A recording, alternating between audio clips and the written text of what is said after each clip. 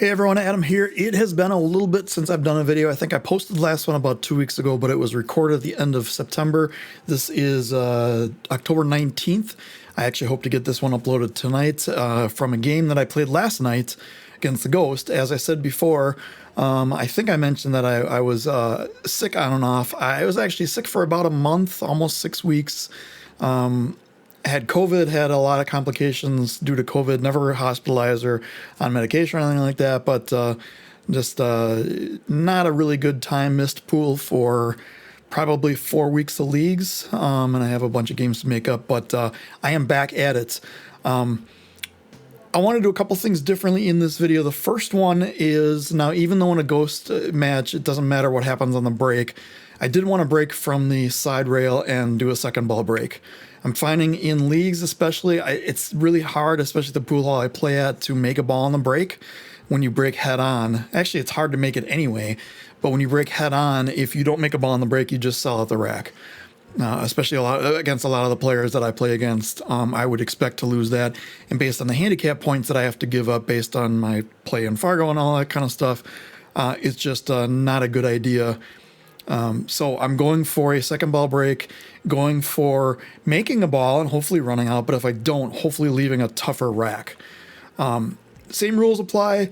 If doesn't matter what happens in the break, if I make a ball, don't make a ball, if I scratch, if the cue ball flies off the table, whatever happens, I get ball in hand afterwards. If I run out, making all the solids or the stripes and the eights, hopefully in that order, then I win a point. Otherwise, if I do anything other than that, miss, scratch, knock the 8-ball in the wrong pocket, foul, any of that kind of stuff, it is a loss and the Ghost gets a point. It is a race to 5.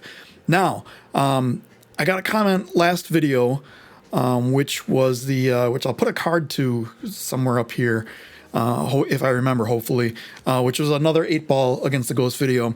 Username was Cue Ball Control Sometimes, which is one of the best usernames I've ever seen on YouTube. Congratulations, dude. I love that name. He or she says, I like this style. Can you narrate your thoughts for key balls leading to the 8 at the start of the run? I'm often running 7 balls, but having tough transition to the 8 and failing. Yes, I will do that. In fact, I think what I'm going to do is, I mentioned in the past that I can't really rewind videos when I do the narration because OBS and the way it handles videos is kind of weird, but I can pause videos and replay. So what I'll do is I'll wait for the break to finish, wait for me to get out of the way, hit pause, talk about the rack, and go. I will say, for starting out, and I apologize for how long this intro is, most of the time it's not the 7th ball to the 8 ball that you're having problems with. Most of the times it's an earlier ball that gets you just a little bit off, which means each ball that you're hitting is progressively exponentially worse. And by the time you get to that 7th ball, you're on such a bad angle or such a bad leave that it's really hard to get to the 8. We'll go over some of that in the video. Let's head over there now and let's get started. All right, breaking from my left side, your right side. Again, this is a race to 5. I do have the telestrator going, so we'll see what happens on the break here. Looks like the 9 ball just goes in. And let's pause here and take a look at this. Now, I'm going to take ball in hand anywhere. First couple things I look at is problem areas and where the 8 ball is specifically. So you can see there is a problem area and where the 8 ball is up here. There is also a problem with, I would say, these 3, even though this 13 is a less of a problem than the 10 and the 12. I think the 12 actually may go past down to this corner, but that's still a little bit of a problem. What I need to do is I need to figure out a way to not only make all the balls, obviously, but I have to get on the 8, and I need a shot to do it. And ball in hand is the best time to do that. In this case, I'm not going to be able to figure out a pattern to get on the 8 right away because the 8 is in such a bad spot right up here next to the 4 and 6 and 15. I just have to figure out a way to get these broken up and then reassess from there. So that said, continue to play the video. The 15 does not go, it goes past the 5, but I can't really get the cue ball in an area where I can make it and break out that 8 ball. So as I'm studying this, there's a couple ways to do it. I could do it off the 7 here, and I could go, off the rail and into this, but I'm not really guaranteed a shot after that, and the 15 could get weird on the 5. So what I'm gonna do is I'm gonna take the 5 here, put the 5 here, I'm gonna go off here into something. I'm looking at the angle on the 3 ball in this corner, because I think if I come off the 5 and I come out here and I hit something, I should be able to leave the cue ball somewhere for a shot on that 3 ball. Worst case, I come out a little bit more and I have a shot on the 7, or the 6 or the 4 go into a spot where I can then actually get a shot off of it. So I'm taking a little bit extra time here to just to look at all this, just to make sure that I can do it, because, well, frankly, if things didn't go right here, you probably wouldn't be seeing this rack. But here we go. So I missed the 15. I hit the 4, which pocketed the 6 past the 7 somehow. I still don't really have a shot on the 8. The 8, if I was here, would go in this upper left. It does not really go in this side, and it would be really hard to get behind it to get it over to this side. But I do have a good angle on this 4 ball to play this in the side, play 1, 2 rails over into this somehow, hopefully break it up, hopefully get a shot. And this is also where I'm looking at this 3 ball kind of from the shot before as my kind of insurance ball. The 1 does not pass the 3 down here. So 1, 2 rails right into splitting both of them. The 8 just barely cleared the 7. I do have a shot on the 7 on the side if I'm more over here. I don't really have one now because it's going this way. It's going to cut the 8 over here into this mess. But I do have the 3. All I really have to do is play a little bit of follow and get the cue ball anywhere here or down is good. Ideally, I'd kind of like to be down here, angle-wise down here, for more of a shot on the 2 that I can bring it out for the 1. So I bounce off the rail a little bit, get a shot on the 2. And now I have to figure out how to get on the 1 where I can then get up probably here-ish to get on the 7. The issue is going to be these 2 balls right here coming off the rail and out.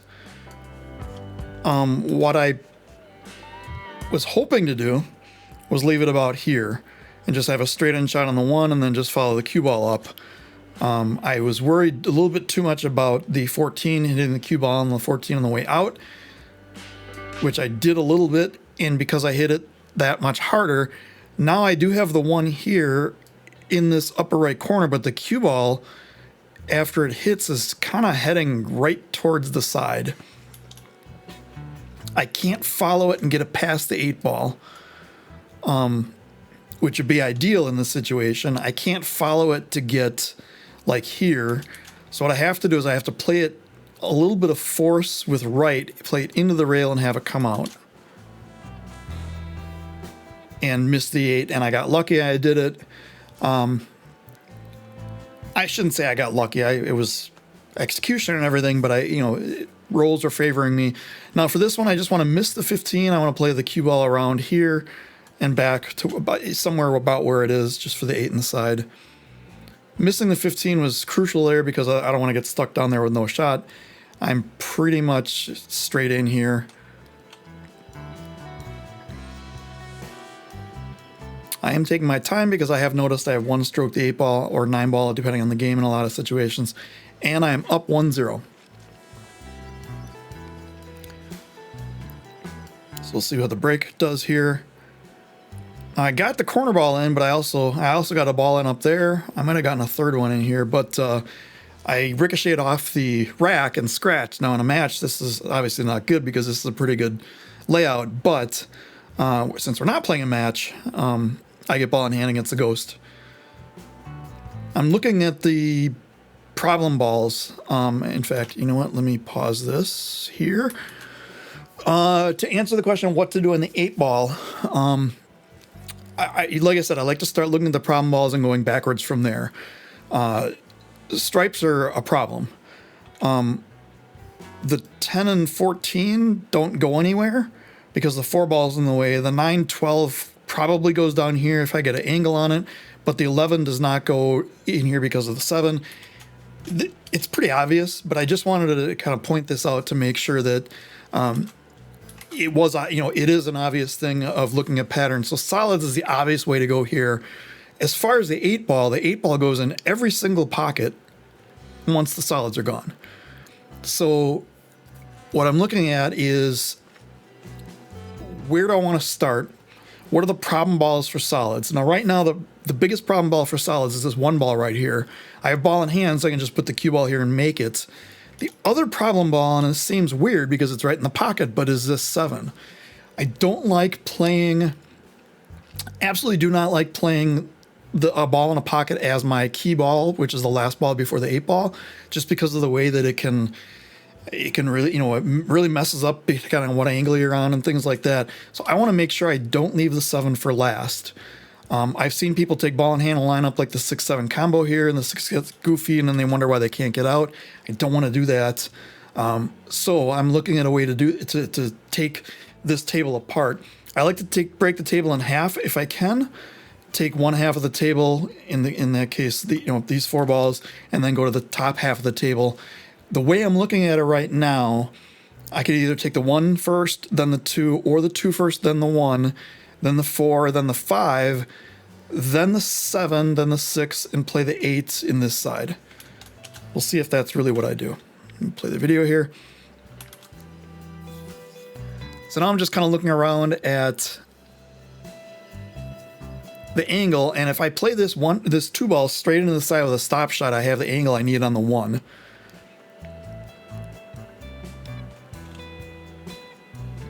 And this is easy enough, even though I'm jacked up over the balls, it's easy enough to take ball in hand there because I know exactly what angle I have.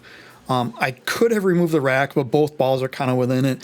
I may have used the rack as a guide of where to put the cue ball, because all I needed to get the cue ball is like past the rack to get a good angle on the 4.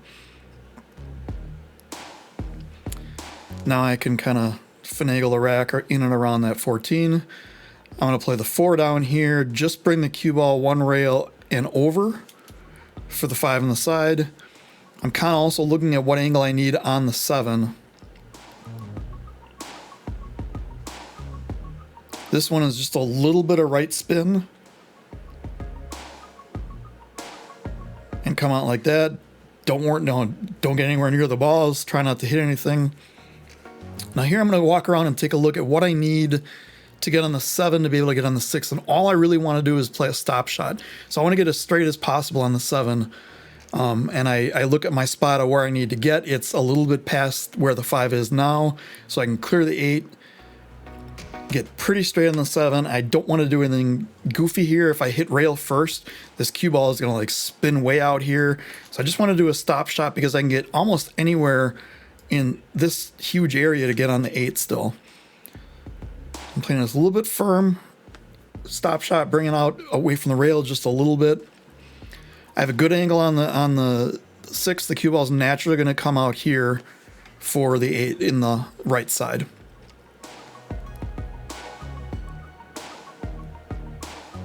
Assuming I can execute this shot,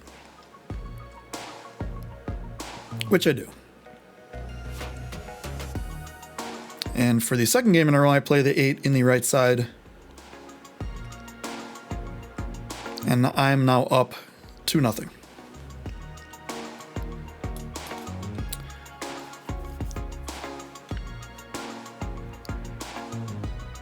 All right, let's see what happens on this break. I know what happens, but we'll see what happens. So I went 2 rails and scratched, as opposed to going just, let me pause this here, as opposed to just going 1 rail and or right off the rack and scratching. I need to work on getting that cue ball up a little more. I'm working on trying to get the ball into this left corner off the break, and because of that, I have to hit some left spin on my table just because of the table size. And if you're playing on a 7-foot, you probably don't need the left spin. If you're playing on a 9-foot, you need even more left spin from that side, which is outside spin at this point. So let's take a look at this rack. it appears there are multiple problems. The biggest obvious, most obvious one is the 8 and the 12 right here. Now the 8 does go up into this corner past the 12. The 12 does go into this side past the 8. The other problem is the 6 and 13 here. 13 does not have a pocket right now. It does go past the 15 in the side once the 15's out of the way. The 6 does not have a pocket. It does not go anywhere right now. And also the 3 and the 9 are a little bit of a problem for the 9, but mostly a problem for the 3. So for these reasons, I'm going to look at taking stripes here. I need to deal with both the 12 and the 13. As long as I get kind of even with this 5 ball, I can have a good angle to make the 9 and get out and come over here. The 12 goes in both corner pockets if I need it to. Probably looking again at the 8 going in this side, depending on where I can get off of it. A great key ball would be the 15, because then it's basically just a stop shot. However, I may need to get the 15 out of the way earlier to be able to get on these other balls. But I could play off the 10. I could play off the, either the 10 or the 14 just to bring the cue ball back here would be fine for key balls on the 8. So let's hit play here again. And I do apologize for all the extra talking. I'm kind of going overboard. The 11 is on this little wing here, so I'm just kind of moving it, kind of touch the 2 a little bit, kind of touch the 11 a little bit, maybe move the 11 back to where, well, who knows, that's close enough. But yeah, I want to talk a little bit more about position. I won't do this for every video, but because I did get the request to go over the rack, where to get on the 8 and things like that, I wanted to spend more time on it. Especially since these are a little bit tougher layouts than if everything, like a head ball break would be, where everything kind of all spread out. So I'm looking at this. The 13 does not have a way to go. The 13 would be the obvious first ball to take with ball in hand, but since I don't have it, I'm going to go for the 12. And kind of my plan here is get the 12 out, get the 15 out, and then try to get on the 9 so I can maybe draw back for the 13 on the side. So I'm pretty straight on this 15 ball. I can play it. Obviously it's going here. I can play it like one rail and out a little bit to either get on the 10 or the 14 to see what kind of angle I can get to get over to kind of this area. So play it forward, a little bounce, and I'm looking at this angle and I can one rail, play the 10 here, go one rail back over this way, kind of aiming to get on the 9 ball, but if I happen to get on the 13, that would be great. Either way I can get from the 9 to the 13. And I hit this one just, if I may say so myself, just perfectly to be able to play the 13 this side. And what I'm doing here is I'm looking at where the 6 is going to go, because I can play a stop shot, bump the cue ball into the 6. I just want to make sure the 6 doesn't go this way into the path of the 11 or too far this way into the path of the 9. As it is, I think it's going to come like straight down here. I'm not going to hit it that hard, but I just want to make sure, be extra careful that I don't put it in my own way. Yeah, it goes down a little bit. I'm perfect on the 11. Couple different ways I could do this. I do like going to the 9 right here. So I'm going to play the 11 down here. I'm going to draw one rail and out. And that way, instead of trying to draw and just get perfect, like in this area, I go off the rail and I get out. And that way I can control the speed a little bit better. And a lot of different angles can get me back on the 9. I did have to worry about getting on the 5, jacking up over the 5 a little bit, but it's not too bad here. And really anywhere in like this area would be fine for the 9 ball. I want to go one rail here above the 14. So I want to play it with a little check spin, which in this case would be upper left, to cut off that angle and go right there between the 14 and the 2. And now I just have a bounce off the rail, come out for the 8 in the side.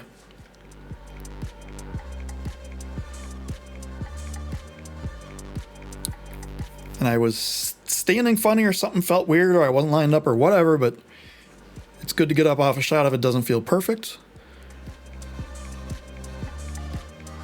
And I've been focusing on that more because there's so many times where you can just go, I can just put a little bit of spin on it right at the last second. You're going to miss a lot of those shots. So here we have it, 8 in the side, 3 games, 3 wins for me. 3 8-balls in the same side pocket. Now that has a lot to do with where I'm breaking from, but I kind of like how that came out. I took some off the break here. I did not make a ball. And this rack is pretty interesting. So again, playing against a ghost, making a ball on the break or not doesn't matter. In fact, let me count real quick. Did I make a ball? I did not. So, taking a look at this pattern, what are the obvious issues? Right now, the 12 ball, you know what, let me get to this screen. The 12 ball is an obvious issue because it does not go past the 5. It could go, if I wanted to play like ball in hand position, could go off the 4 on the side. That could open things up, but it's also an unknown of moving the 4. I did not really want to look at that, so I wanted to look at solids. I didn't really like where the 9 and the 13 are because of this 5 ball and the 12. Even though I could have opened them up and maybe gotten other pockets for them or whatever, that, you know, hitting the 12 off the 4 would open up this pocket for the 9. The 13 could, you know, still go in the same pocket. I kind of went with the solids. And I'm going to just start playing it because it takes me a little bit to look at this. What I noticed here is that the 8-ball, so the 8-ball goes in this pocket just fine, but it does not go in this pocket because of the 14.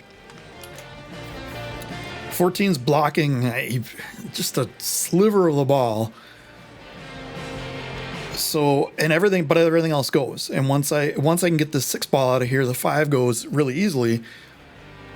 So what I'm kind of looking at, and here I'm looking at the 8-ball here, I'm looking at how much I need to move the 14 or what do I need to do to the 8, because it's hard to get back on the 8 over on this side because of where this 13 and 15 ball are.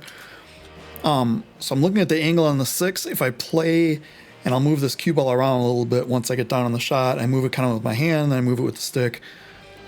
Just to make the 6 down here and just nudge the 14. I only have to move it, like I said, a half inch, half of a ball rotation, something like that.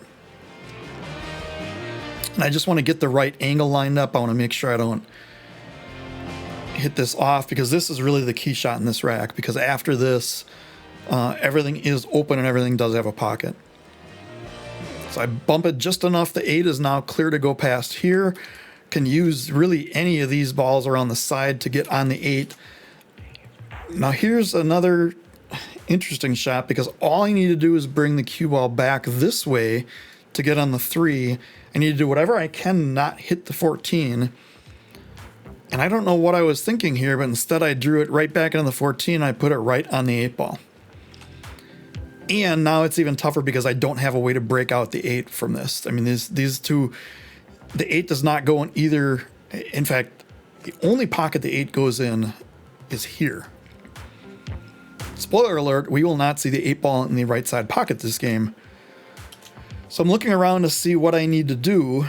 And I'm looking if I can get on this 4 as my key ball. I have a chance to either go into this or to come down here and get on the 8-ball.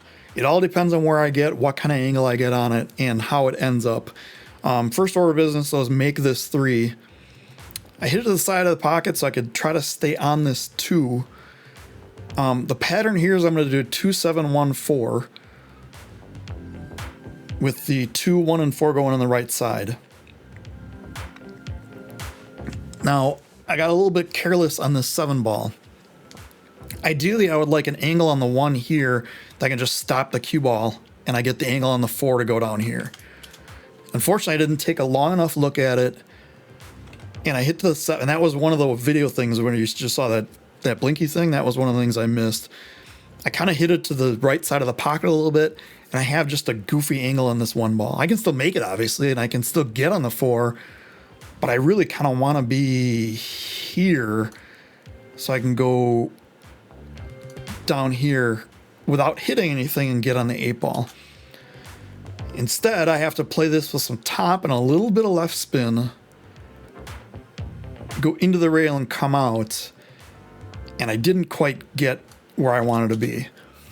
So now looking at this, I I have to go into the 12 is essentially what I have to do, because I don't think I can, if I'm right on the 12 where the 12 is, the 8 doesn't go because the 15's in the way. I have to go past the 12. What I figured I would do is play it with some right spin and a little bit of top, hopefully come off the rail, hopefully hit the 12 thin and move the cue ball, continue to go down. As long as I have the right spin on there, I shouldn't be able to hit it so thick that it stops. And basically exactly what I was hoping happened. I didn't hit it thick enough that it just kind of stopped the cue ball there.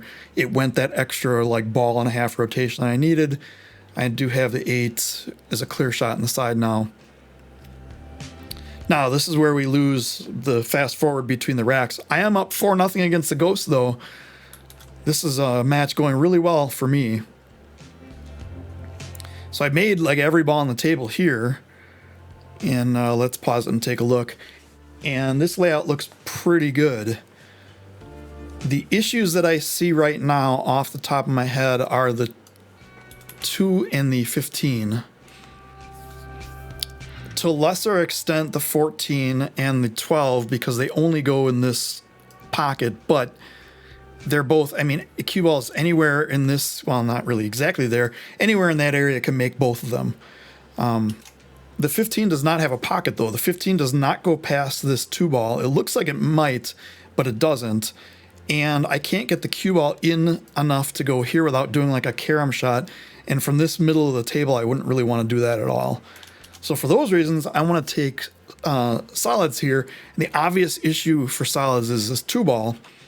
So I want to take that out first. And I probably then want to go to the 7. So, put the cue ball here, play the 2, float down for the 7, and kind of reassess from there where I get. As far as the 8 ball goes, the 8 ball is in one of those situations, again, where it goes in every pocket once the solids are out of the way. Probably going to end up playing one of these 3 last. And in that case, a good candidate is probably down in this corner. So that said, let's hit play, see what happens here. There is another spot in here where the screen's going to blank out just for a second. That's only because I had to split the video up and I lost I didn't lose any footage. I lost like 2 frames of video or whatever it was, which shouldn't be enough for anyone to really notice, other than just the screen blanking. So here I am looking at what I just talked about. And I could do things like I could play the 9 here and break the 15 out. But then I have problems with the next shot. I could play the 13, try to go into the, 13 here, try to go into the 2. I did make 3 stripes on the break, but, or 2 stripes, I'm sorry. But there's just too many problems to try to get away from rather than just taking the solids, which are all open after this 2 ball. Now, ideally, I'd like to float like straight in or even a little bit past this so I can come up here for the 6 in the upper right. But I'm jacked up over the ball and I hit a little light here. I can't, so this 7's obviously going here. I can't go forward because it's going to hit the 13 and possibly scratch. So I decide I have to take this on the short side and leave it somewhere down here, drawing, 1 rail out for the 4 in the upper right. Could have put a little bit more draw on that, but I don't want to have it come out way too far like here, in which case I have a tough angle. Now, I'm looking at this. I want to follow this all the way down. You know what? I want to pause this here. I want to follow this ball. So this ball is obviously going here in the upper right. I want to follow the cue ball all the way down so I can get a shot on the 3 here. 3 here. The problem I might have is the cue ball might hit this point. It actually might hit this point too. If that happens, it might shoot out this way. I may not have a shot, or I may have to take like the 6 over here, or I may get way out here and be able to take the 1. So I have to hit this a little bit harder than I would normally so I can get past that side pocket. Otherwise, I would just kind of float down, maybe get an angle, like here, here for the 3. But instead, I just kind of want to go all the way down as far as I can. I did hit that point, but it went forward instead of out this way. So I got pretty good on this. I am pretty straight on this. I do want to draw it out a little bit. and then take the 1 next. And the idea is the 1 and the 3 and the 1 in the same pocket, the 6 over here. If I can get straight on the 6 and then the stop shot on the, for the 8 in the lower left. And that was that little blinky thing that I talked about. I got a little bit lucky here because I did hit the 14. I did not want to hit that. I did want to come above somewhere in here to be able to play basically stop, stop, stop. Now I'm looking at where the angle is I need on the 6, and ideally it would be like the straight on the pocket line. So I want to play this with some right spin, but I wanted to play top right. Instead I played center right, and it spun way out. Didn't kill off the rail the way I thought it would, and now I'm in kind of a weird spot. I could go here, maybe stop the ball, cue ball on the 9, but if it hits the other side of the 9 or this side of the 9, I'm in trouble. I could draw it out here. I hate that. So I decided to play the 6 all the way down. It's a bad line here. All the way down, but I have to kind of play into the rail so that I don't scratch because the cue ball is going to come here and out. So I have to play this with some top, a little bit of spin to the left, or to the right, I mean. Just enough to make it, and if I hit that any harder, it's not going in. You've seen how tight these pockets are. But I did make it. It did go in. I do have pretty much a straight shot on the 8. There we have it. Little half-hearted fist pump, because I'm not really the kind of person to do that. And 5-0 against the Ghost. And there we have it. I have once again obliterated the Ghost. This is not typical. You guys saw the last video, I think I won 5-4. It was Hill with the Ghost. This one was not Hill with the Ghost. It was a whitewash of the Ghost. Kind of proud of myself on this one. I don't want to really brag, but why not? I mean, I set this channel up originally a couple years ago to kind of document my own progress, and a friend of mine, Chris, out in New York, was doing the same thing and posting and things on Reddit, and I decided to do the same thing. Shout out to Chris if you're doing okay. Chris T. I won't say the last name on the air here, but hope things are going well. Hope your channel's doing well. I see you're still posting stuff. But yeah, I wanted to do that just to kind of watch my progress and see how I'm getting better, how I'm doing things, or what I'm doing wrong. And I've learned a lot from watching my own matches. Like, I'll go back and watch this match 3 months from now, 6 months from now, a year from now, and see what things I've done either better or worse than I am at that time. And I've done that for past matches as well. But it's working out so far. Again, really happy about the way I'm shooting this match.